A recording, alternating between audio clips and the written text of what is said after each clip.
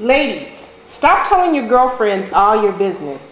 When your girlfriend gets mad at you, they will throw everything you've ever told them back in your face.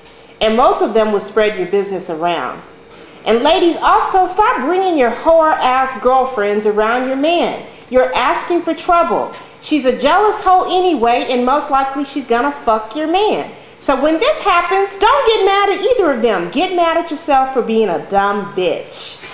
You know your broke ass doesn't have any money. You're bragging and showing her all the cute shit your man bought you. She wish she had a man to buy her shit. Your dumb ass is out chasing after some other damn fool who doesn't do anything for you, and then you're sitting at home bragging on the phone what your good man does and letting your no-good ass girlfriend hang around in his face.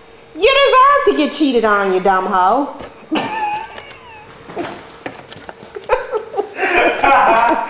Oh my God.